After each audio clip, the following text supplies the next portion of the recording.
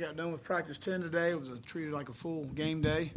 I thought we had a pretty good day. It was the 10th day of practice, and came over to the stadium for the first time.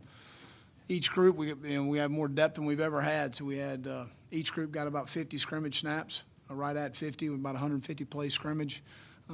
Was pleased with the tempo, pleased with how we handled the day. And we had some nice heat out there, which was good. For us, we need to get accustomed to that because it's going to be hot. But overall, pleased with how the day went, and we got 2 live kickoff coverages. We got a couple live punt coverages, which is really good for us to be able to play in space. First game, you're always concerned in those special team situations. But overall, offensively, need to run the ball better. I mean, we're actually running the ball better. We need to throw it better. I thought we've run the ball pretty successfully in camp, but we're not as consistent in the throwing game, whether it's from a protection standpoint or just throwing and catching it. We had a couple explosive plays. Jake hit Shy on a big touchdown, and then hit Mon in a 1-minute situation to put us in the field goal range to win the game, which Parker went out and hit it. So that was positive, but we just need to be more consistent throwing the football. Defensively, been very pleased with our front seven and how we've played. Got to continue to work on our perimeter as far as leveraging the ball, tackling, and getting things on the ground in space. I thought we did tackle pretty well today for the first time. We had a live short yardage and goal line on practice 6, but today was our first time live full out in the field tackling, and I thought we tackled pretty well. But some things we obviously can take a step forward. I'm pleased with where we are special teams-wise. We've got more team speed than we've had, and we've got some really good specialists, and Parker and Joe's having a great camp. Really pleased with where he is right now. But, again, overall, pretty pleased with the day. And to be able to get that many snaps, the depth we have obviously helps. It helps develop the bottom half of your roster. And that's where young players can really be developed in your program, especially line of scrimmage players. That's where it makes a difference in your team. And that's the first time we've really been able to do that in fall camp. But, injury-wise, we're pretty good shape. Really, Evan Henson was having a hard time breathing earlier in camp, had an irregular heartbeat. He's going to have an ablation surgery on Wednesday, which is very similar to what happened to Taylor Stallworth 3 years ago. It's a 6 to 8 week recovery. He's going to be fine. I'm glad we caught it on the echo, but it's an unfortunate situation for him. JT Ebay strained his pec, the same injury that he had at Rice. Probably be a week before we get him back, but he'll be fine. Donnell Stanley had a little bit of a back spasm, did not scrimmage today, but he's going to be fine. He'll be back this week. Keel Pollard's got a little bit of a stinger. We're working through that process right now. Tavian Feaster has been practicing, but he's been non-contact. We had to remove his tooth. It was an infected tooth, and they didn't want him to have contact. He'll be cleared for full contact when we get back at it Wednesday. Tomorrow's an NCAA mandatory off day, which we'll have meetings and walk through. J.J. Mbari would be back full on Wednesday. KT, Kier Thomas will be cleared next week. And that's all we've got on the injury front. So, but again, pleased with the progress we've made, but obviously some things we can improve on. I'll open it up for any questions. Will, last week you mentioned that it was kind of alarming, the number of drops you guys might have or holding on to the football. Have you seen any progress in that? Well, we didn't have we had one interception today in a 4th down situation where we needed to throw the football, and I believe that was the only turnover that we had all day. So that's good offense, bad for the defense, and we need to get the ball off people better. But we've done a nice job in camp defensively. Some of our, because we do so many 2- and 3-spot drills, sometimes it's some down the line guys turning the ball over. So you got to, from my seat, you've got to keep that all in perspective. But today we did a nice job of protecting the ball, and there was some good and bad on both ends. I thought we played really well defensively in the red area, holding the people to field goals. Obviously offensively, we want 70% of the time to score touchdowns. We didn't do that today. We took care of the ball. We didn't get on defense. So whatever positive is on one side, it's a negative on the other. So that's kind of how it is. Yeah, I believe you mentioned that you want to see Ryan and DeCarrion get the ball out a little bit quicker. Did you see that in the scrimmage? No, at that position, we're not getting the ball out quick enough.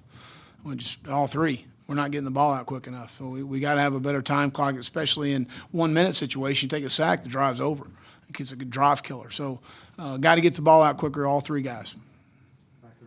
Well, as you mentioned, you said the defense, you think you're pretty pleased with it. When you look back to years past, though, where the defensive backs are right now, can you sense a difference in terms of just playing faster, not thinking as much right now? Well, I think that, again, both corners have had really good camps. I thought that we had the one deep ball. I don't remember exactly who it was, but it was a contested ball, and Shad made a nice play, and Jake made a heck of a throw. but it was a contested play, and that's the positive part from my standpoint. We're in position. We just got to get the ball down. But seen some good things from Jam. Has had a good camp. JT's had a good camp. We've continued. Jamie Robinson has really done some nice things at both nickel and safety. Shiloh Sanders made a couple plays today. He continues to come on for us. Cam Smith is a guy that excited about Cam and the things he's bringing. John Dixon's had a good camp. RJ and Jamel both have done some nice things at times. So we've got, I think the ability is certainly there, as far as the talent level is concerned. But, it's the secondary is a lot like the offensive line. The communication's got to be on point. Any lack of miscommunication normally is not in a good situation for your team. So those are things we've got to continue to improve on. I think we're probably further along than we've been at this point of training camp. I think our guys did a really nice job this summer, and I'm pleased, somewhat of where we are right now. But we still have a lot of things to improve on. Coach, you mentioned a second ago, good for one side, bad for the other, in a scrimmage like this when your team's going against each other. Where do you judge the improvement on an individual position or team-wide basis when you know that your sides are facing off against each other? And then where do you see that progress? Where do you monitor that as camp continues? Are they correctable errors? Are they correctable situations from a talent standpoint, from a scheme standpoint? And if they are, then that's a good thing. If they're not, then that's kind of where you are, and you got to understand that, and that's probably a weakness of your team. But anyway, there were some contested plays out there today on both sides, and plays made on both sides that were, obviously promising for our team. But we still have a ways to go. Specifically with Jake and the turnovers, what has been your impression through 10 practices? Is that better from your perspective? Yes, it's better, much better than obviously last fall, and it's got to improve, and he understands that. So, no, it's been much better, and again, today was another positive step. Did you see any positive things out of DeCarrion and Ryan? Is Yeah. there any separation in that battle? No, there's not enough right now, but we need to watch the tape. We haven't obviously watched the tape, so you don't want to ever watch the tape and make some evaluations about where we are. But I've seen some very positive things with both guys, and both guys are, the mistakes that are being made are both from young players, and that's to be expected at a certain point. But at a certain point, we got to continue to push forward. Talked before the season started about improving the red zone efficiencies. Just have you seen the team take strides in doing that? And what makes, outside of putting the ball in the end zone, obviously, a good red zone offense? Well, offensively, you need to score points 100% of the time. And if you score at 70% of the time scoring touchdowns, you'll probably lead the country. Defensively, you want to hold the offense to 60% of the time of having to kick field goals. And if you do that, you're probably leading the country. That's our standard. That's where we want to be. Last year we had 56 opportunities in the red zone, and 13 times we walked away with no points, 8 of them being turnovers, 5 on downs.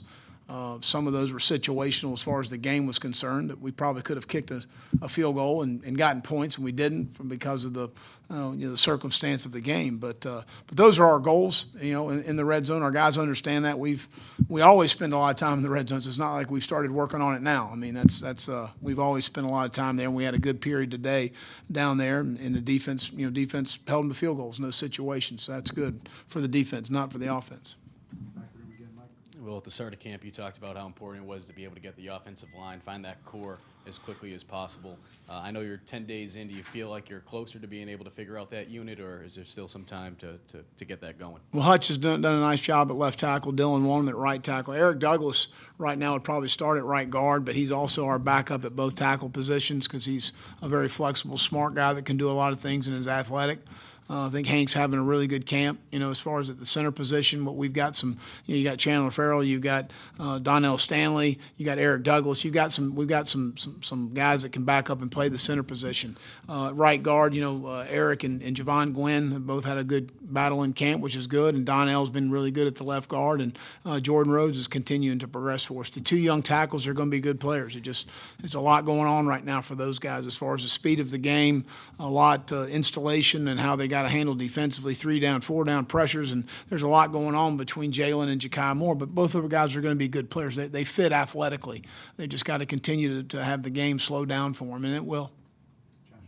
Who was your best running back today? Well, I think Rico and Mon both did some nice things, and I think both of those guys have had good camps. Rico's been in the best shape he's been in, and I liked what I saw from those guys running the football. Given all the various acclimatization periods and the tooth. Has Feaster been full contact yet with you guys? No, because the tooth was, it was the 2 first days you had to go in helmet, and then the tooth issue kind of popped up on us after that. So he's not been in contact situations. How eager are you to see that, and how critical is it for you to see that before you start divvying up a depth chart? No doubt. No doubt. We've been very pleased with. He's extremely intelligent. He can learn. He's done a really nice job of coming in, and the guys have really bought in with him and as far as moving forward. So there's been nothing but positive, and we're looking forward to him being in some contact situations. With the carry-on, if he does get out on the field, what traits will enable him to be successful out there? Say again, I'm sorry? With the carry-on, if he does get out on the field regardless of the situation, what traits would make him successful? Well, again, he's got great leadership ability. He positively affects everybody around him, and he's really good with the ball in his hand. He's a winner. At the end of the day, you look what he did at Fort Dorchester High School and the success that he had there. There's a lot of intangible qualities that he brings to the table that certainly make him who he is as a quarterback. Coach, I know Jake said just a few days ago that JC and Israel have brought a real energy to the defense. Did you notice that energy come out again in the scrimmage today? Real type of game-like atmosphere. I know we saw it a lot as freshmen, but is it growing? Is it spreading throughout the team as well, too, from their influence? Well, I think that both of those guys approach practice and preparation the way you're supposed to, and I certainly think it's helped us. But I really look at a lot of guys on defense. Javon Kinlaw's in the best shape he's been in. T.J. Brunson's had a really good camp. Ernest Jones practices the right way. He's had a really good camp. Dennis Wanham, I thought, showed up and did some nice things for us today. So we've got a core of guys that have played a lot of football on defense that I think have helped kind of change the approach to the preparation and practice and what you've got to have to be successful. I know it's still early in camp, but do you feel pretty set with your 2 starting cornerbacks and still trying to figure out the right combination at safety and nickel, or do you maybe put one of those 2 cornerbacks somewhere else? Are you still trying to find the right combination? Well, we're still trying to find the right combination inside, but those 2 guys are set at corner. We're better with them playing corner. Mm-hmm. What was A.J. Turner's role today? He played corner, strictly at corner, and did a nice job. Did a really nice job.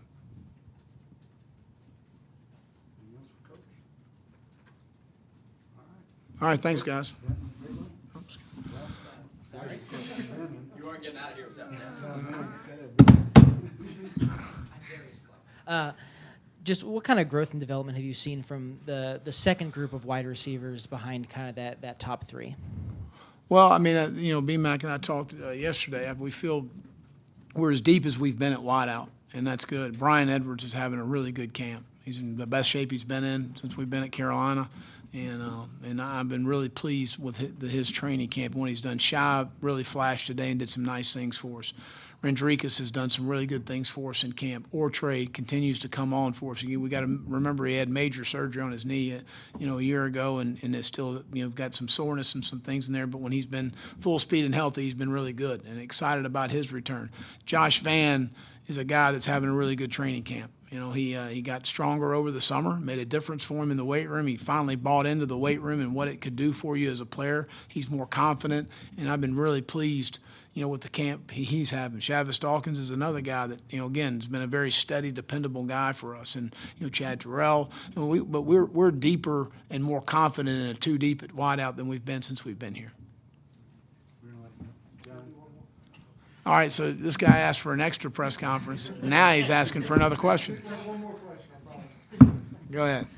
With Kevin Harris, how has he performed, and is Yeah. he a guy who you think can contribute this year? Is Yeah, he he progressing can. along that way? He had a really good summer. He's changed his body. He's gotten rid of some of the excess weight that he needed to get rid of. His body looks different. I thought he ran hard today. I'm interested to watch the film to see what kind of cuts he made as far as where we wanted him to be on those, as far as reading some of the runs. But again, he's a guy that can help us on teams and certainly is going to provide some depth for us at the running back position. Yep.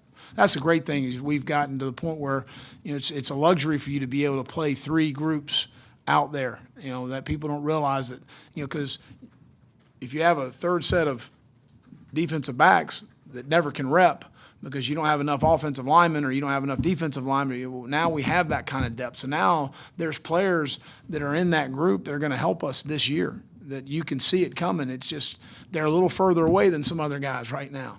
But this is a long, long season, and you're in the middle of October, and all of a sudden, this guy continues to develop. He continues to, really work on his traits and things, and all of a sudden, he's helping your football team. Because a lot of time, it doesn't have anything to do with the athleticism as far as not playing. It's just maybe not ready, moving from home, new scheme, new system, a lot of new things going on, and some guys just don't adjust. Maybe they're not as mature than other guys are. But you see the athleticism, you say, this guy's going to help us. It's just a matter of time before the light goes off. And that's kind of what, being able to walk out of today with 150 scrimmage snaps, each group getting 50 scrimmage, playing tackle football, that's a hell of a day. Yeah.